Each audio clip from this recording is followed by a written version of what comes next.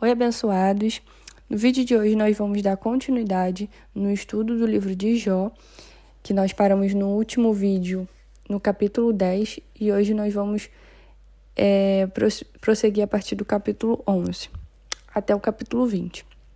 Então, espero que vocês gostem do vídeo, que esclareça as coisas para você, que Deus nos dê o entendimento da palavra e que esse vídeo ajude alguma pessoa de alguma forma. Então, não se esqueçam de dar o gostei, de comentar, porque isso ajuda a levar isso para mais pessoas e se ajudar uma pessoa já é o meu objetivo, né? Então, vamos lá. Capítulo 11. Então, Zofar respondeu a Jó: não haverá resposta a essa torrente de palavras? Uma pessoa é inocentada só por falar muito? Devem todos calar-se enquanto você continua a tagarelar? Quando zomba de Deus, ninguém o repreenderá? Você afirma: minhas crenças são puras e sou limpo aos olhos de Deus. Se ao menos Deus se pronunciasse e lhe dissesse o que pensa, se ao menos lhe revelasse os segredos da sabedoria, pois a verdadeira sabedoria não é coisa simples. Escute, Deus sem dúvidas o está castigando muito menos do que você merece. Acaso você pode desvendar os mistérios de Deus e descobrir tudo sobre o Todo-Poderoso? Esse conhecimento é mais alto que os céus. E o que você pode fazer? É mais profundo que o abismo. E o que você pode saber? É mais vasto que a terra e mais amplo que o mar. Se Deus passa e prende alguém ou convoca o tribunal, quem pode detê-lo? Pois ele conhece os falsos e registra seus pecados. É tão impossível um tolo tornar-se sábio como um jumento selvagem dar à luz a uma criança. Se ao menos você preparasse o coração e levantasse as mãos a Deus em oração, livre-se de seus pecados e deixe toda a maldade para trás. Então seu rosto se iluminará com a inocência, você será forte e não terá medo. Você se esquecerá dos seus sofrimentos, serão como águas passadas. Sua vida será mais luminosa que o meio-dia. Até a escuridão será clara como a manhã.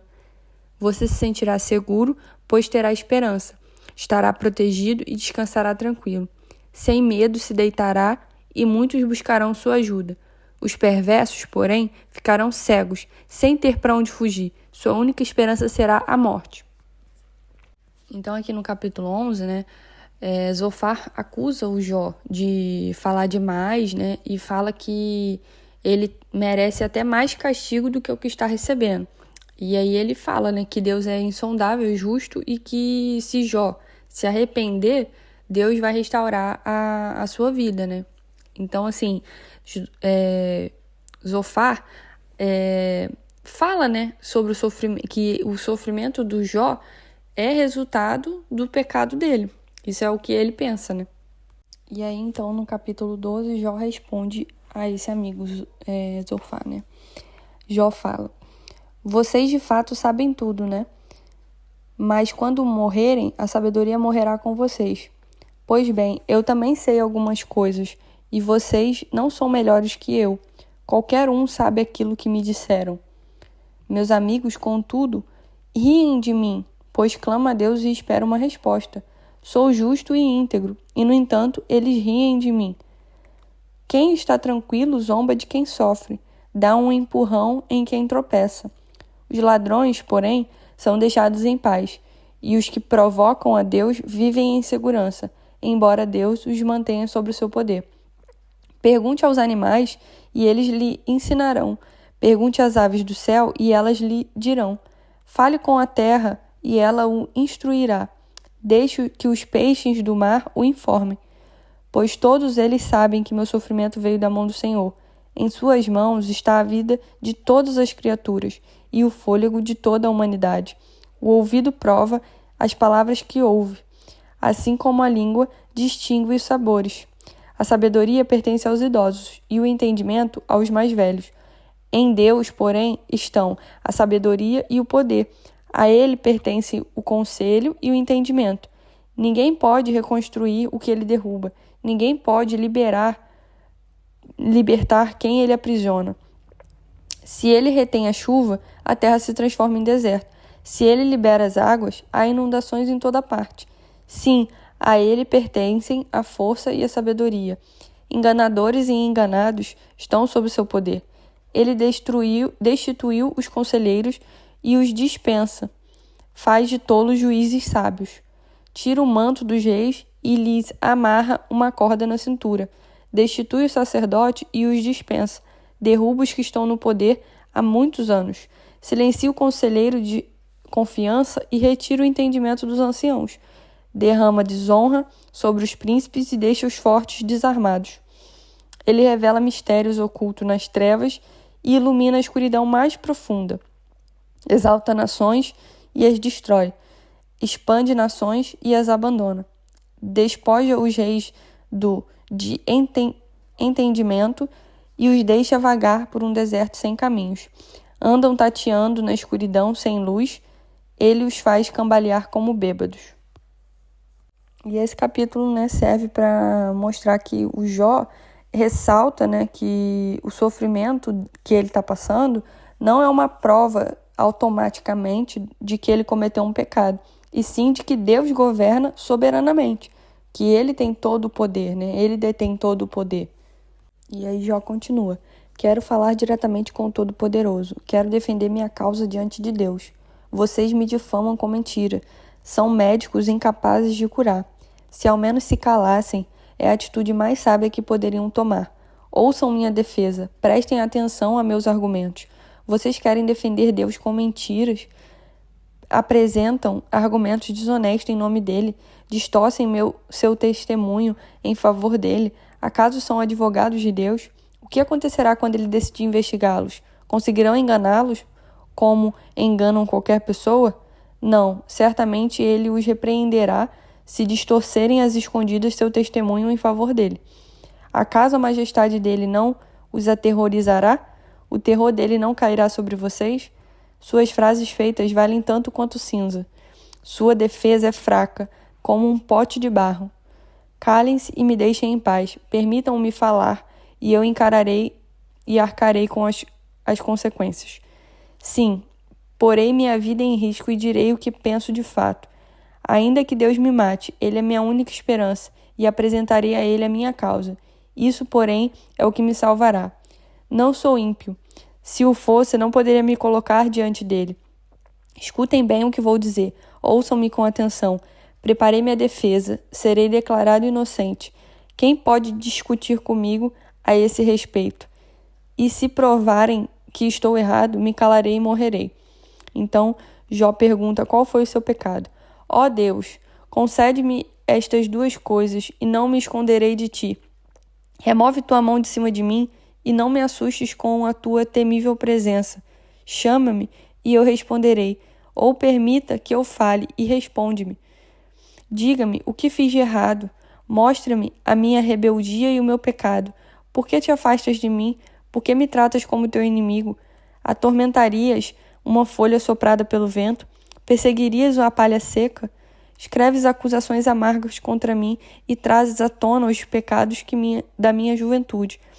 Prende-me meus pés com corrente, vigias todos os meus caminhos e examinas todas as minhas pegadas. Eu me consumo como madeira que apodrece, com roupa comida pela traça. Então, o ponto central aqui do capítulo 13 é que Jó mantém sua inocência e ele quer, ser julgado direto por Deus. Ele quer falar diretamente com Deus, não com os amigos, Então, após seu intenso lamento, Jó reflete sobre a brevidade da vida. Ele diz que o homem nasce para poucos dias e cheios de dor, como uma flor que murcha rapidamente. Questiona por que Deus observa tão de perto um ser tão frágil e se pergunta se, após a morte, poderia haver uma renovação ou esperança, um vislumbre de vida além do túmulo. Ele faz, um dos amigos, não demonstra compaixão. Ele acusa o Jó de falar com arrogância, de rejeitar o temor de Deus e afirma que os ímpios sempre sofrem porque vivem atormentados por seus pecados. Para ele, o sofrimento de Jó é a prova clara de culpa. Então Jó responde com grande dor, chama seus amigos de consoladores miseráveis, dizendo que em vez de ajudar, eles aumentam o seu tormento, e afirma que Deus o atingiu sem motivo aparente, como se fosse inimigo, e descreve o corpo em ruínas, e ainda assim expressa um desejo profundo de ter um testemunho no céu, alguém que defenda sua causa diante de Deus. Aí lá no capítulo 17, né, ele mergulha na tristeza, sentindo que a morte se aproxima, né, e que sua esperança está quase apagada. Bildade, que é outro amigo, toma a palavra, e ele descreve o destino dos perversos. Suas tendas serão destruídas, sua memória é apagada, o terror os cerca. Indiretamente, diz que tudo o que está acontecendo com Jó é porque ele é mau. Jó, já exausto, né, das acusações, ele reclama que os amigos o maltratam e que Deus o isolou. Perdeu família, amigos e bens. Mas em meio à dor, Jó profere uma das declarações mais famosas de toda a Bíblia. Ele crê que seu Redentor vive e que mesmo após a morte verá Deus face a face. É um lampejo de esperança no meio do desprezo. Porque ele fala lá no capítulo 19, né? Que ele fala que o Redentor dele ainda vive. Ele fala, quanto a mim, sei que meu Redentor vive e que um dia, por fim, ele se levantará sobre a terra. Eu o verei por mim mesmo, sim, o verei com meus próprios olhos. Meu coração anseia por esse dia. Então ele fala que ele vai ver a Deus ainda face a face, né? E aí, por fim, Zofar, o terceiro amigo, fala novamente e ele afirma que a alegria dos ímpios é passageira, que cedo ou tarde a maldade os destrói. A insinuação é clara, né, para Zofar. Jó está sofrendo porque merece e sua queda é inevitável. Então, o resumo dos capítulos 14, do 14 ao 20, né, que foi os últimos, Jó fica ali alternando entre o desespero e a esperança, né, tentando defender sua inocência diante dos seus amigos que estão acusando ele, e enquanto declara sua fé, né, em um Redentor vivo que o justificará no fim. E ele tem a esperança de que ele, mesmo após a morte, verá Deus, né, face a face. Então é isso, gente. Eu vou ficando por aqui. Eu espero que vocês tenham gostado do vídeo, que tenha esclarecido essa passagem, né? E um beijo, fiquem com Deus e até o próximo vídeo. Não esqueçam de ativar o sininho para seguirmos juntos nessa jornada pelo conhecimento da palavra. Compartilhe comigo também a sua visão sobre o estudo, pois é sempre bom trocarmos informações.